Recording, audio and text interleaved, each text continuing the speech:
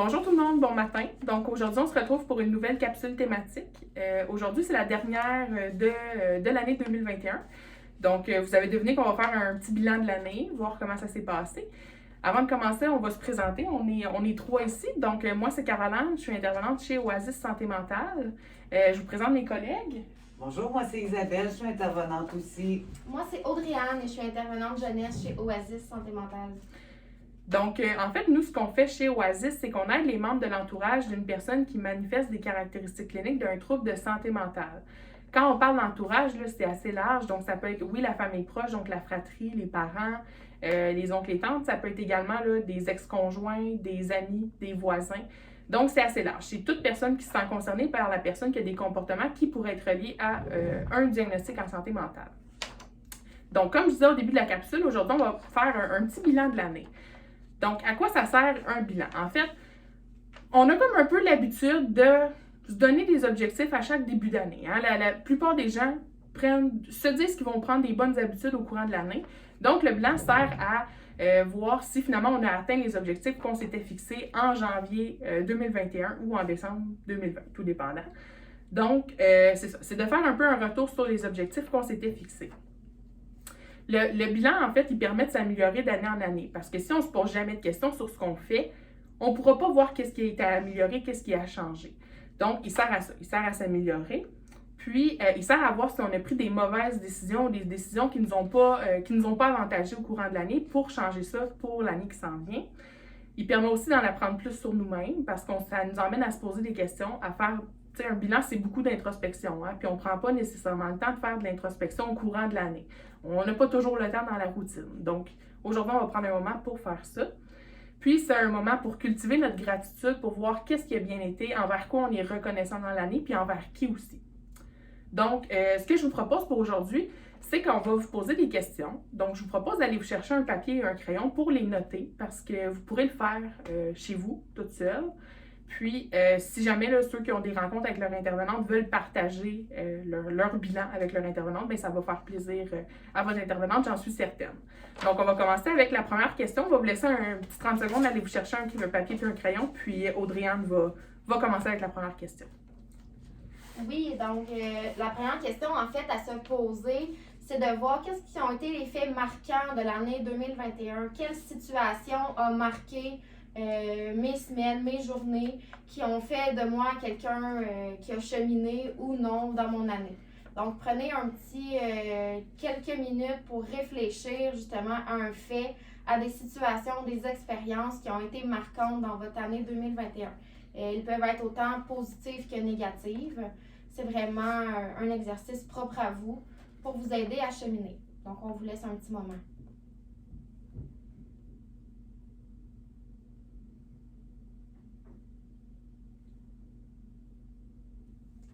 Suite à ça, il convient de se demander comment ma vie a changé au cours des 12 derniers mois.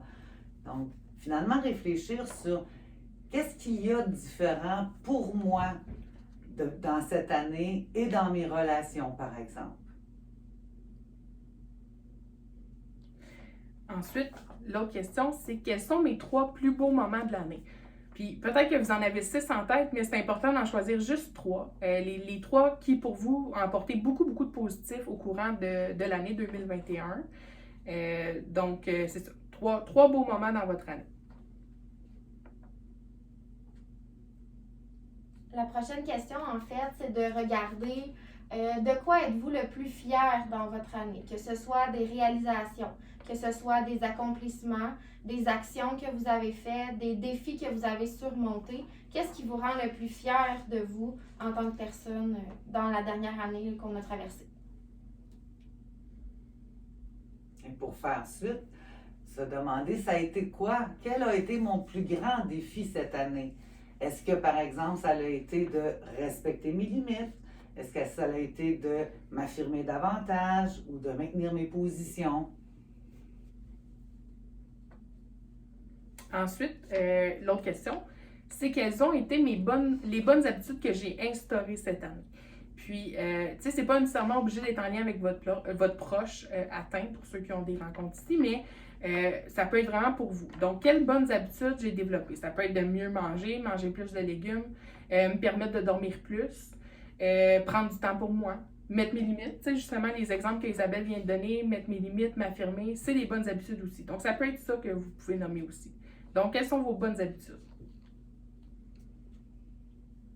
Caroline vous demande c'est quoi vos bonnes habitudes. Moi, je vous demande c'est quoi les moins bonnes habitudes que vous avez peut-être développées ou maintenues au courant de l'année. Il y a certaines situations, des fois, qui nous amènent à changer nos comportements. Ça peut être autant positif que négatif. Donc, quel comportement ou quelle situation vous avez développé des mauvaises habitudes qui sont nuisibles à votre santé, à votre équilibre psychologique, que ce soit en lien avec votre proche ou non, encore une fois, c'est libre à vous. Et comme nous sommes des êtres de relation, hein, on ne passe pas notre année tout seul, isolé, alors ça vaut la peine de se demander quelles personnes ont eu un impact positif dans mon année. Fait que ça peut être un proche, quelqu'un de ma famille, un ami, comme ça peut être un conférencier qui m'a inspiré, mais qui a eu un impact positif dans mon année. L'autre question, c'est qu'est-ce que j'ai appris sur moi? Donc, il y a beaucoup, en fait, chaque situation qu'on vit va nous apprendre quelque chose sur nous. Malheureusement, on ne prend juste pas toujours le temps de se demander qu'est-ce que ça m'a appris, quelles leçons j'en retire. Mais aujourd'hui, on va essayer de prendre le temps. Donc, qu'est-ce que j'ai appris sur moi au courant de l'année avec tout ce que j'ai vécu? Donc, ça peut être des forces que je me suis découvert, ça peut être des faiblesses que je me suis découvert. Donc, qu'est-ce que j'ai appris? Suite à cette réflexion-là, moi, je vais vous demander de choisir, en fait, 3 mots qui vous décrivent le mieux et qui décrivent le mieux votre année. Donc, l'année 2021, comment je pourrais la décrire en utilisant 3 mots qui sont plus représentatifs pour moi?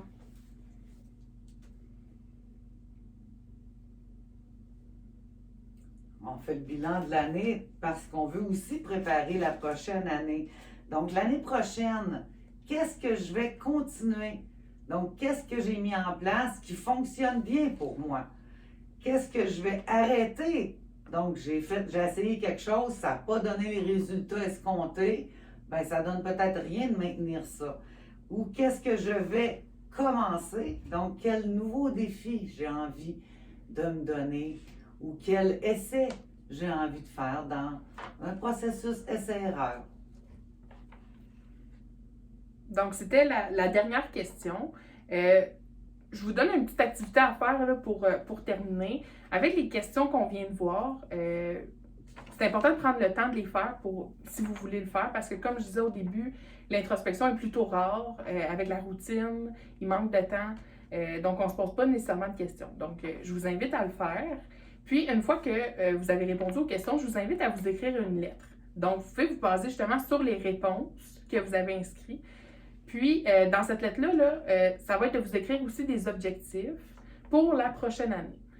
Ensuite, cette lettre-là, vous allez la plier, vous allez la ranger, puis on va la ressortir juste l'année prochaine, en décembre ou en janvier, pour justement voir là, qu'est-ce que j'ai accompli, est-ce que j'ai tenu un petit peu les résolutions que je m'étais fixées, les objectifs que je m'étais fixés, est-ce qu'ils sont atteints, est-ce qu'ils ne sont pas atteints. Fait que ça me permet de faire un bilan de ces objectifs-là, puis de voir, peut-être que je vais les avoir complètement oubliés. Ça se peut très bien aussi que je les ai complètement oubliés, mais c'est pas grave. On va pouvoir les remettre pour l'autre année aussi. Donc, écrivez-vous une lettre, pas obligé d'être long, puis mettez-la à côté, puis on l'oublie pour un an, puis on va y revenir l'année prochaine. Donc, je vous invite à faire l'exercice. Puis, j'espère que ça va vous permettre, toutes ces questions-là vont vous permettre d'en apprendre plus sur vous, puis justement là, de voir qu'est-ce qu'il y a à travailler, puis qu'est-ce que j'ai déjà travaillé dans l'année qui vient de terminer, dont je suis fière. Donc, on espère que ça va pouvoir vous allumer, vous faire du bien un petit peu, ces questions-là.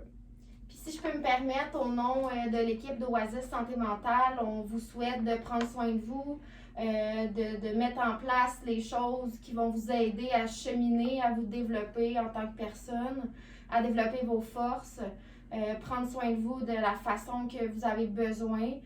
Puis n'hésitez pas à faire appel à nous au courant des prochaines semaines si jamais vous avez besoin de rencontrer une intervenante. On est là pour vous aider.